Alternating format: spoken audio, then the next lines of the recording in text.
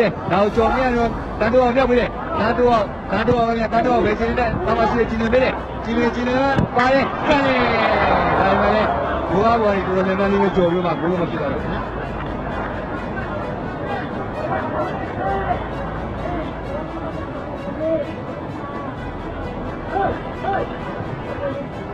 အခုဆိုရင်မြန်မာအသင်းမှာကျွန်တော်တို့ဝေးအစား7မိနစ်ကျော်သွားပြီးတဲ့နောက်မှာဖိလစ်ပိုင်အသင်းဘက်ကိုဒလဇတ်ထိပြီးတော့တိုက်စစ်ဆင်လာတာကိုတွေ့ရတယ်ညအခုကွန်းလုံးဘောကိုဖိလစ်ပိုင်ကမယ်ညနောက်ခံကနေပြီးတော့နံပါတ်4ကိုပေးရတယ်ညလိုဗီတိုပါညနောက်ခံဒီဆိုလိုဗီတိုကနေပြီးတော့ရှေ့ကိုတင်တယ်ဒီမှာခေါင်းတိုက်ပြီးတော့အခုကျော်ညအဲ့ဒါနဲ့ဒီချေဘောသတ်မှတ်ပေးတာပါညဒီကံဘောဖိလစ်ပိုင်အသင်းဘက်ကအားလုံးကတယောက်နောက်ကတိုက်ပါလို့ဆိုတော့ဒီမှာအသင်းကပြည်တံဘောကားတယ်ညအခုကြည်နေရတယ်ညကြည်နေရတယ်ပြောဦးဖက်မှာရှိတယ်မမောင်ဦးပေးတယ်ညမမောင်ဦးလိုက်နေမမောင်ဦးနဲ့နောက်ခံနဲ့တွေ့ရမမောင်ချီတာတဲ့ပါတယ်ညမမောင်တီးပြီးတန်းတော့ခိုင်းနေတယ်တဲ့နောက်ကပြီးတော့ချက်ထားတယ်ညပြန်လိုက်ပြီးတော့အခုချိန်တော့ဒီမှာအသင်းကတန်းတော့အောင်မှာညာဘက်ကျောင်းသားတော်ကိုကြည့်ရတယ်မမောင်ဦးကကျွန်တော်ဘေးအစုံမှာသွားသားတာကိုကြည့်ရတယ်ညဟုတ်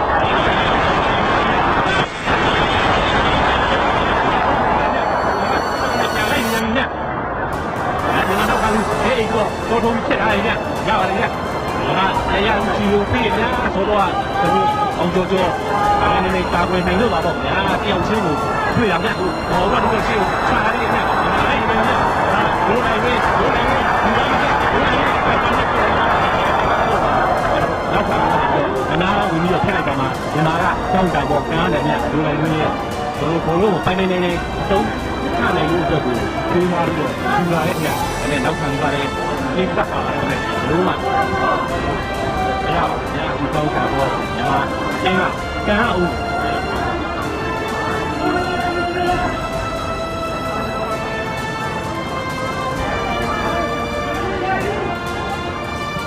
တို့ကောင်းကံပေါ်ညများရတဲ့သဘောကတော့ဒီမှာအသိမှာကလပိုင်အင်းဘက်ကိုအချိန်တော်တော်များပြည်နေပေါ်နေမှာတော့ဟုတ်ဒီမှာအမတ်ဆောက်တော်မင်းကာဘီနဲ့မနာကြည့်တယ်တိုက်တယ်နောက်ခံရက်ကြည့်တယ်ပြန်လည်းပဲနောက်ခံပြန်တားရတယ်ညရတယ်ညနောက်ခံလူလိုပြီးတော့ရှိကိုတင်လာတယ်ညတော်တော်လေးဒေတော့တင်လာညဘုံမအောင်ကျော်ထွက်လာတယ်ညအောင်ကျော်မနာချက်ပုတ်ပြီးတော့ဒီဘက်ပေါ်လှုပ်လာတယ်ညနောက်ကကျွန်တော်တို့နံပါတ်4ရှင်းစောကပ်ပြီးတော့တိုက်လာတာကိုလည်းတွေ့ရတယ်ညဟိုဒီဘက်ပေါ်ကိုဖိလစ်ပိုင်အသင်းကညှော့မှာဖြစ်ပါတယ်ည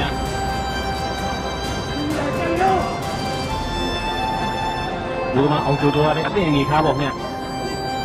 မြောက်ကားပြီးရှိဦးညီမလေးကြားတယ်ဘုံတော့ဆန်းတယောက်ချင်းပါပဲညဖိလစ်ပိုင်နဲ့မြန်မာနဲ့ဘုံလုံးတော့ပြီးလာပါတယ်ညဘုံလုံးတော့ပြီးလာပါတယ်ညလမ်းဝေးရတယ်ဟိုဖိလစ်ပိုင်အသင်းရှေ့တန်းလူတန်ခွင့်မရအောင်ပါလာပြီးတော့ဘုံလုံးပေါ်ယူထားတယ်ညအခုမြန်မာအတိုင်းလာပြီးတင်နေအောင်ပြီးတော့နောက်ကိုပြန်ပေးရတယ်ညစီလွင်မှာညကြီးလင်းမနာအိုးဘဲအစုံကိုတင်လာတယ်ညတန်းတူအောင်စီပေးတယ်ညတန်းတူအောင်ကောင်းတဲ့ပုံတိုက်ပြီးတော့ချပေးလိုက်ညဒါနဲ့တန်းတူအောင်ကြိုးစားပြီးတိုက်ပြီးဘောလုံးကဘေးကြီးကိုကြော်နေပြီဆိုပြီးတော့ဘေးဘက်ပေါ်ပေးရတယ်ညတက်ပိုင်တင်းကဘေးဘက်ပေါ်ညှောက်အောင်လေညဆိုပါကြစီကိုမြောက်ကားပြီးတယ်ညပြစ်တံဘောပါညပြစ်တံဘောတက်ပိုင်တင်းကကန်းတယ်ည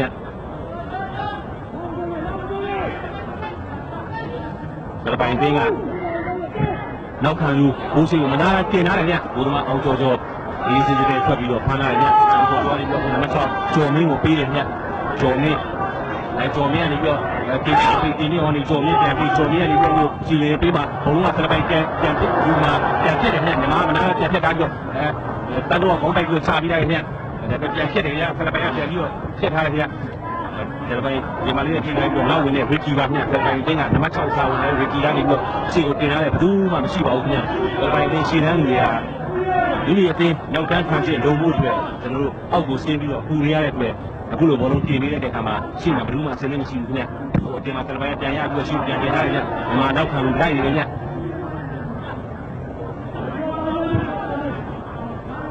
အောင်မနာတယ်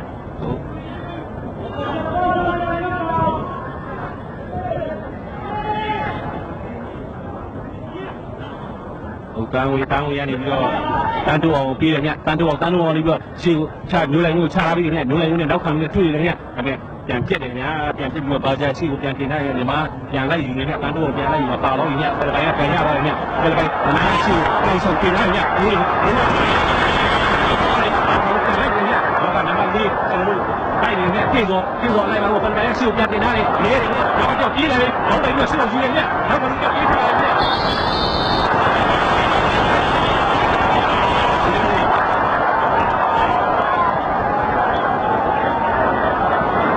ဒီနေ့တိုင်လူကြီးကနေပြီးတော့မြန်မာအသင်းဘက်ကိုပယ်နယ်တီပေးရတယ်ညာကျွန်တော်တို့ဘိုး area ထဲမှာလက်နဲ့ကြည့်တယ်ဆိုပြီးတော့ထိုင်းနိုင်ငံတိုင်လူကြီးကနေပြီးတော့ပထမပိုင်းပွဲကစားလို့ဒီနေ့30မှာအခုပြန်ပြီးတော့ပြလာပါခင်ဗျဒါပိုင်းရှင်းလန်းကခေါင်းတိုက်ပြီးတော့ဘလုံးကိုချပြီးတယ်ညသူကရှိကိုအတိုးမှာကျွန်တော်တို့လက်နဲ့ကြည့်သွားတယ်ခင်ဗျအခုအချိန်မှာမာတင်းတဲ့ကိုဒီပေးရတယ်ညဘယ်လိုပိုင်းသိလားကန်းနေပေါ့ကန်းပြီဘယ်လိုပိုင်းသိလားနံပါတ်9ရိုဆယ်တယ်နီဘူကန်သွင်းတော့ဖြစ်ပါတယ်ညဘာပိုင်းပွဲကစားလို့30မိနစ်ပါတော့မှပြန်ကြလာပါညနံပါတ်9ရိုဆယ်ပြေးလာပြီးတော့ဘုဒ္ဓမအောင်ကျော်ရဲ့ညာဘက်ကိုရေဒီဘောကန်သွင်းသွားတာဖြစ်ပါတယ်ညမြန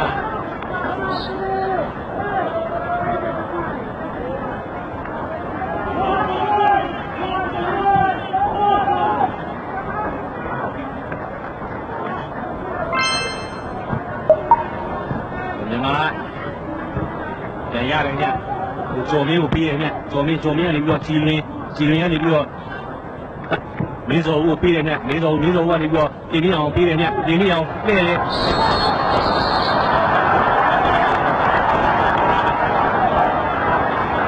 တင်းင်းအောင်ရဲ့ဘယ်လိုပိုင်းအသေးနောက်ခံလို့ကျွန်တော်အမလေးလိုဘီတူတို့အတွေ့မှာလိုဘီတူကနေပြီးတော့အတင်းဆွဲလာပါလေဆိုပြီးတော့ဘယ်လိုလဲဒီကနေပြီးတော့ပြစ်ကန်ပေါ်ပေးရတယ်အဝါကပြပြပြီးတော့တတိပေးတာပါညမြန်မာအင်းကဖြစ်တယ်တော့တားနေညနံပါတ်6ကျော်လေးကာနေပေါ့ခင်ဗျာဒီရှို့တင်ရပြီနဲ့ဘယ်လိုလဲဘုရားတက်တယ်ဟောလိုက်တက်တယ်ဒီမှာဟောလိုက်ရှို့တယ်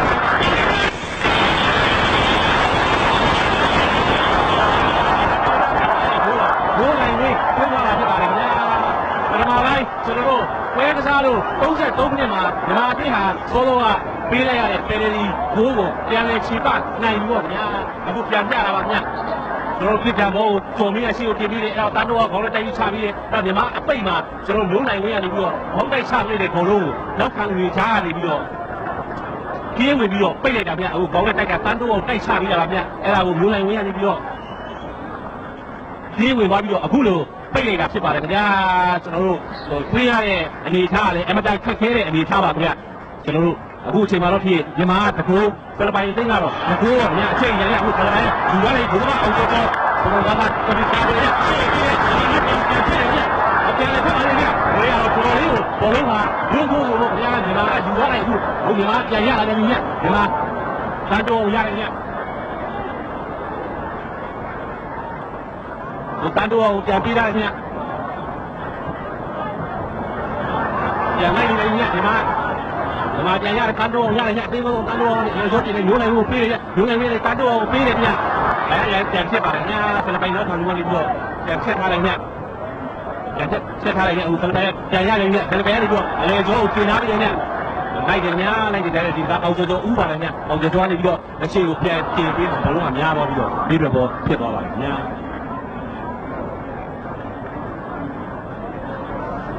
所以မြန်မာအသင်းကပြင်ပြအောင်အစားမျိုးသိန်း56ဒီသားလေးကိုကြားရပါဗျာလက်ဒီဘောဖိလစ်ပိုင်ကကြောက်မှာဗျဖိလစ်ပိုင်ကြောက်လိုက်ပြီး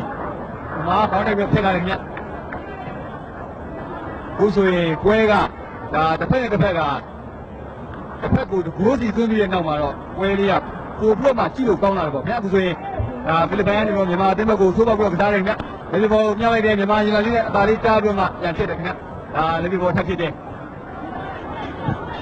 အဖြည်းဖြည်းနဲ့တော့ကျွန်တော်တို့မြန်မာကွင်းဒီဘိုးဘက်ကတော့ညီးလာပြီပေါ့ဗျာ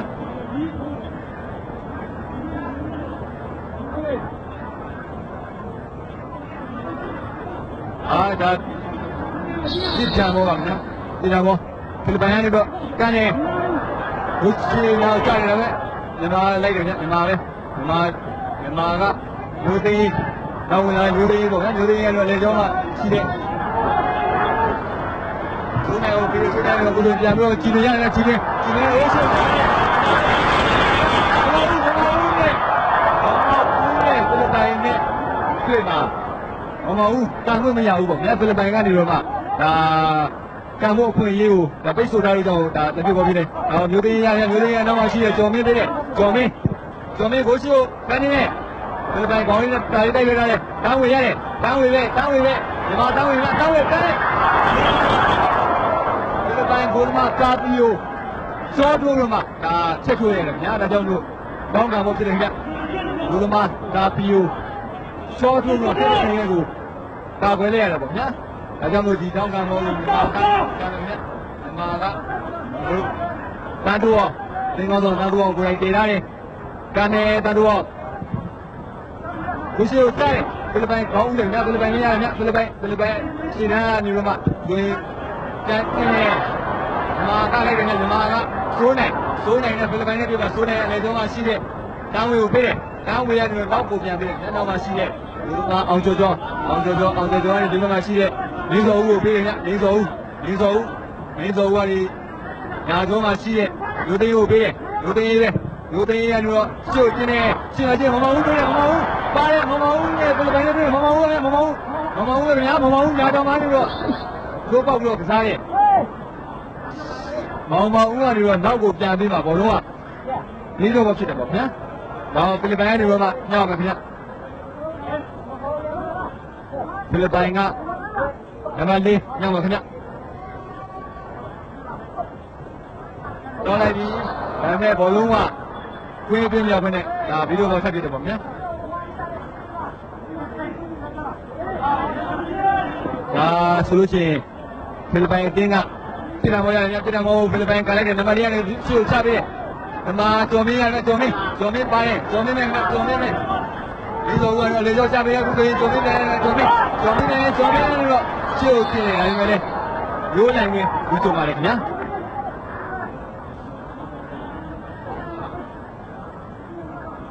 ကျွန်တော်တို့ဒီလူကြုံမောကိုဖိလစ်ပိုင်အတင်းကကားမယ်ခင်ဗျ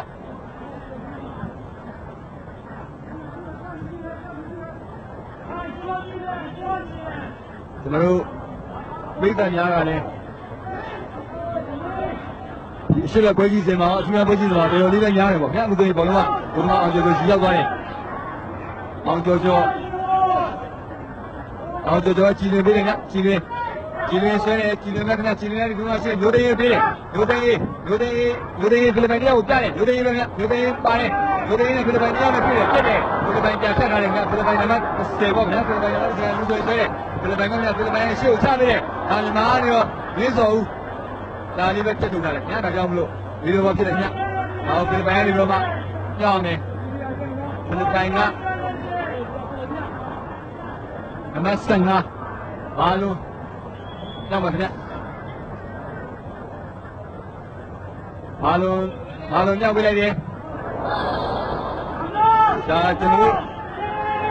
မြန်မာဟိုမှာဖိလစ်ပိုင်ကခြေထောက်မြောက်တယ်ဆိုတော့ဒါတိတယ်မောကန်နေမြန်မာပဲရတယ်မြန်မာပဲတန်တူအောင်လည်းကျွန်မရှိတဲ့တင်းစော်ပေးနေတာတင်းစော်နေရှေ့ကိုပြန်ပေးတယ်ဒါဘောလုံးကပြန်ပြီးမှဖြစ်တယ်ပေါ့များတယ်ညဒါကြောင့်မလို့လက်ပြပေါ်ဖြစ်တယ်ဖိလစ်ပိုင်ရောက်တယ်ညဖိလစ်ပိုင်နဲ့ကြည်လင်းနဲ့တွေ့တယ်ဒါပေမဲ့ဘောလုံးကဖိလစ်ပိုင်နဲ့ဖိလစ်ပိုင်နဲ့ရှေ့ကိုချပြီးမှမင်းစော်ရတယ်မင်းစော်ကဒီဘက်မှာရှိတဲ့ညာဆုံးကရှိတဲ့ကျော်မင်းဒါလေးရှေ့ကိုတင်ပေးတယ်ရိုးလိုက်ပြီးတော့ချပေးတယ်ညာဦးကရိုးပေးပါတယ်ဘုရားချပေးတယ်ဖိလစ်ပိုင်ကနေမနာပြန်ပြီးတော့ရှေ့ပြန်တင်ထားတယ်ဒါဖိလစ်ပိုင်နဲ့ပြန်ရတယ်ဖိလစ်ပိုင်နဲ့ကြည်လင်းနဲ့တွေ့မှာဖိလစ်ပိုင်နဲ့ရတယ်ဖိလစ်ပိုင်နဲ့လိုက်တယ်ဖိလစ်ပိုင်နဲ့ညီမနဲ့တွေ့တယ်ဖိလစ်ပိုင်နဲ့ညာပါတယ် မြန်မာကလည်းလိုက်တယ်ပေါ့ညာဆိုးနိုင်လိုက်နေတယ်ဖိလစ်ပိုင်ကဆက်သုံးနဲ့တွေ့တယ်ဆိုးနိုင်တော်တော်လေးပဲကျိုးစားလို့မှဒါဖြတ်ထုတ်တာပေါ့ခင်ဗျာကျွန်တော်တို့ဆိုးနိုင်တာမကာကွယ်နိုင်ဘူးဆိုလို့ရှိရင်တော့ဖိလစ်ပိုင်ကအားကစားသမားခြေတော်တဲ့ဘောလုံးပါသွားမှဆိုရင်တော့ဒါတမျိုးတစ်ခုဖြစ်သွားနိုင်တယ်ပေါ့ခင်ဗျာအခုဆိုရင်ကျွန်တော်တို့ကောင်းကံပေါ်ဖြစ်တယ်ခင်ဗျာဆိုးနိုင်ကာကွယ်လိုက်တဲ့အတွက်ကြောင့်မို့ဖိလစ်ပိုင်ကကောင်းကံပေါ်ရတယ်ပေါ့ခင်ဗျာဖိလစ်ပိုင်ကဒေတောင်းတာကားတယ်ခင်ဗျာဖိလစ်ပိုင်ကကျွန်တော်တို့တမ်းပါခင်ဗျာအခုဆိုရင်သောသောကကောင်းကံပေါ်ပေးရတဲ့ဘောလုံးကိုပြန်ပြီးတော့ဒါစူးစားပါခင်ဗျာအခုဆိုရင်ကောင်းကံပေါ်တင်ထားတယ်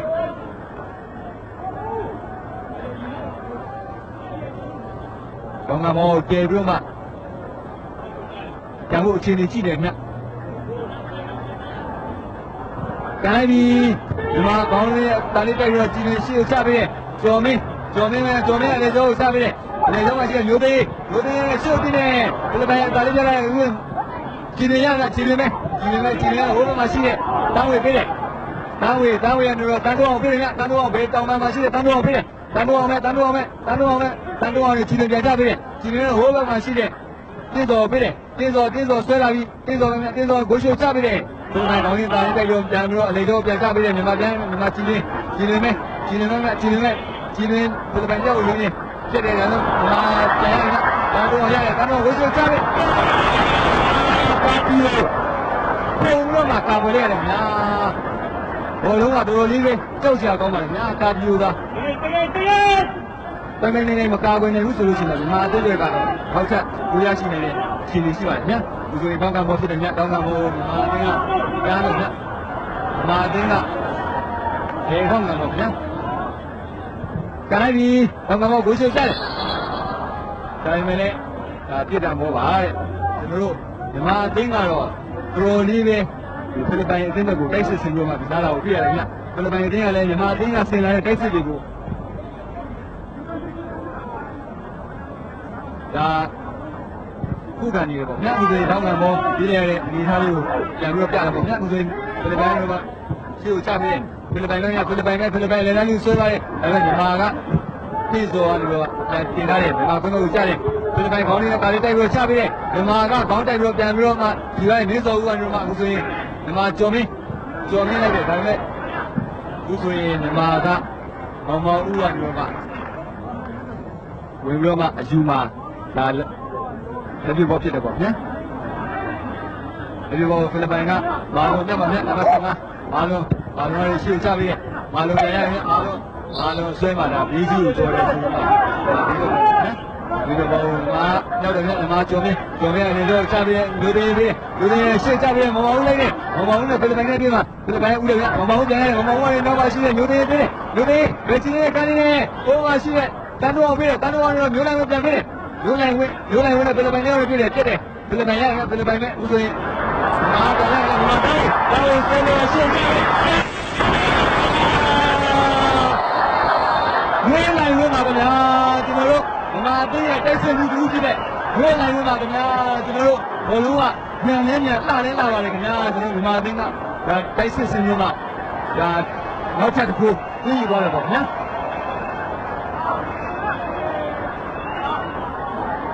ကျွန်တော်တို့အခုဆိုရင်အစိုးရကဂိုးသွင်းဖို့တွင်းကြီးလေးပေါ့ခင်ဗျာပြန်ပြီးတော့မှဒါပြတာပါခင်ဗျာတန်းတိုးအောင်ကနေတန်းဝေပေးတယ်တန်းဝေရနေတော့ပြန်ပြီးတော့မှကျွန်တော်တို့